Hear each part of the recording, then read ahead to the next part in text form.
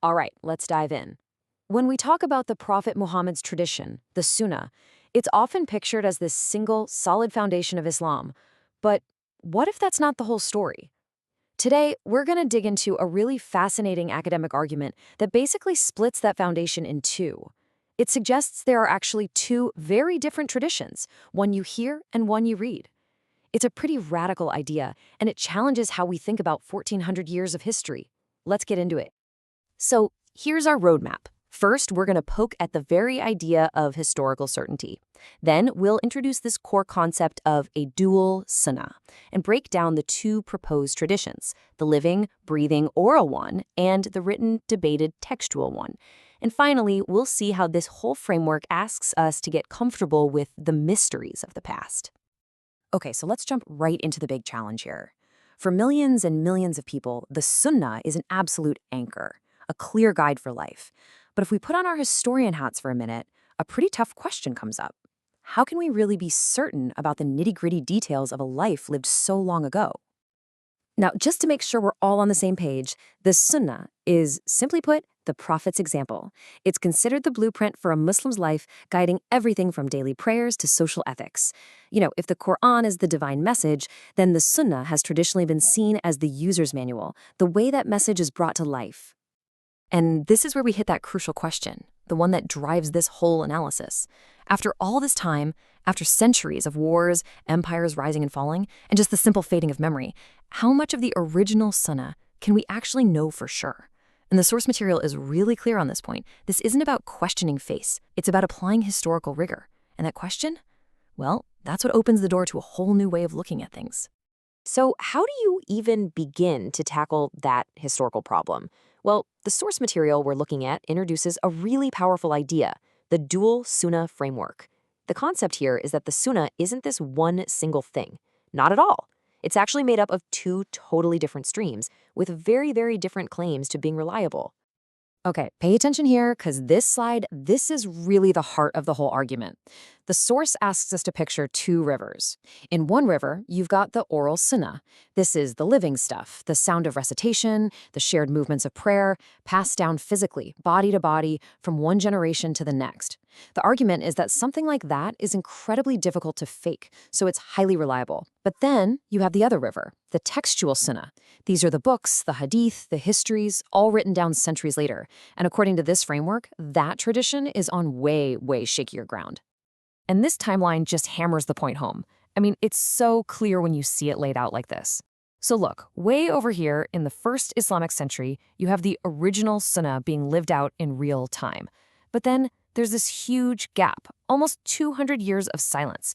That's when the textual sunnah, the books we have today, finally get written down. And they're not even made official until even later, right in the middle of the very political Abbasid Empire. That gap, that 2-century gap, is everything. According to the source, that's the fracture point. Okay, so let's dig into the first half of this idea, the oral sunnah. The source doesn't describe this as some dry text. No, it's more like a living echo from the past, something you can literally hear and feel. So what makes this oral sunnah so special? The argument is that it's not about facts on a page. It's about enchanting rites and recitations. It's transmitted through what people do together as a community. I mean, just think about it for a second. How hard would it be to change a prayer ritual that millions of people are doing the exact same way every single day? It's almost impossible. But changing a few words in a manuscript, that's a lot easier. So in this framework, that shared physical experience makes it profoundly trustworthy. And wow, this quote from the source really captures the feeling of it. The point isn't just about, did this historical event happen exactly like this? It's about something deeper. It's about its celestial charm and surreal, haunting beauty.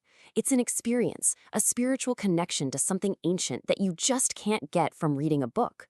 It goes beyond simple facts. All right, so now we have to look at the other side of this coin, the textual sunnah. If the oral tradition is that reliable echo, then the textual tradition, well, according to this argument, it's more like a faint, distorted shadow of the real thing.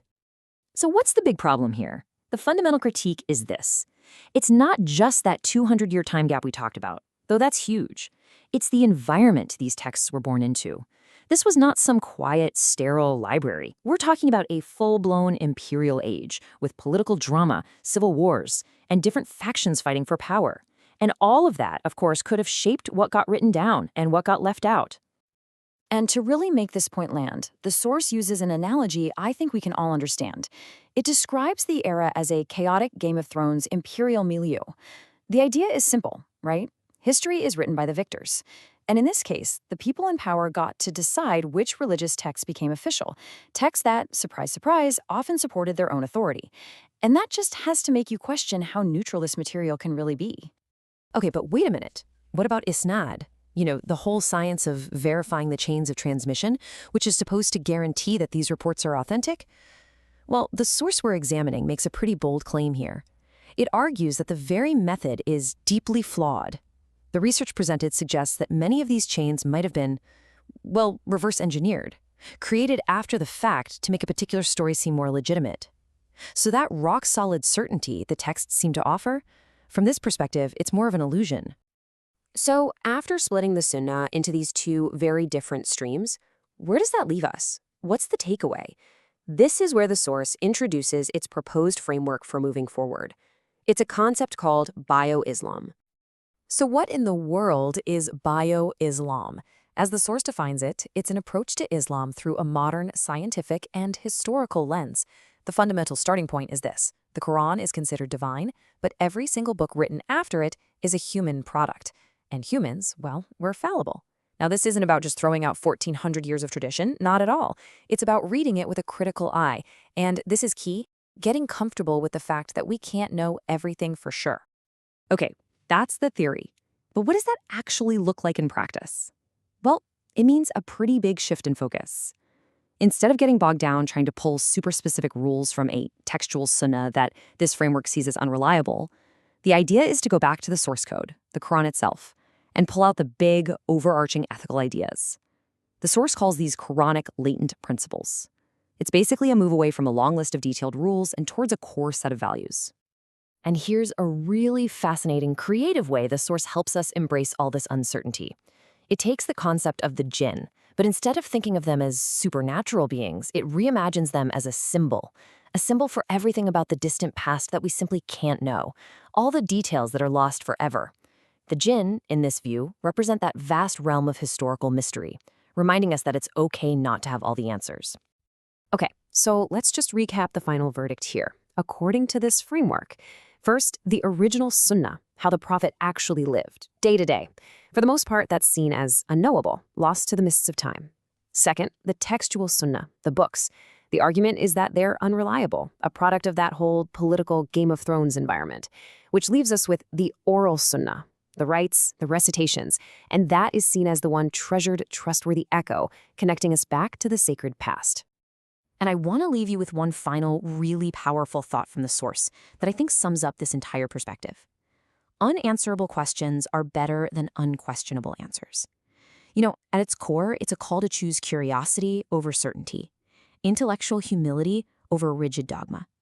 It suggests that maybe, just maybe, the real path to understanding isn't about having all the answers locked down, but about being brave enough to keep asking the tough questions.